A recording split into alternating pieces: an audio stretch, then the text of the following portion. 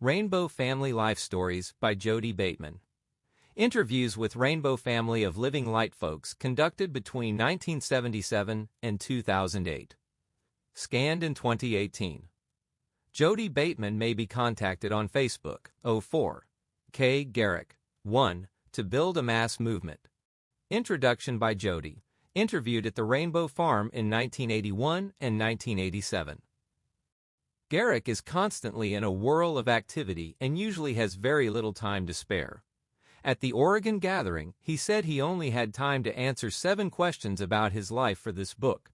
I took down his answers and also notes on a conversation he was having at the same time with a young man of Hasidic Jewish background about his own relationship to Judaism. Then, after the West Virginia gathering in 1980, I gave up on adding any more to this book. But I went to Garrick's Rainbow Farm in December 1981, and he encouraged me to start the book up again and spent all one night until 5 a.m. telling me about his own life.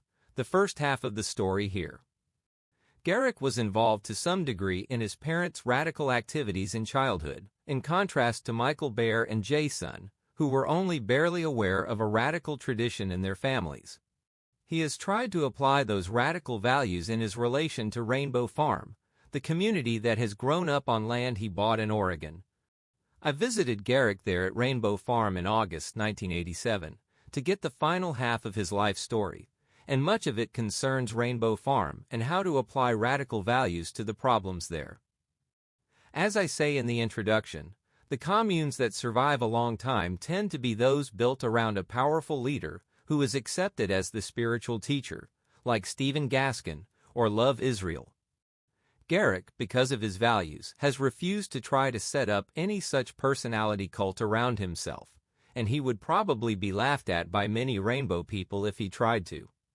At the same time, he has refused to resort to solving problems at Rainbow Farm by the final appeal American society would have him make: do it this way because I have the ownership papers on this place.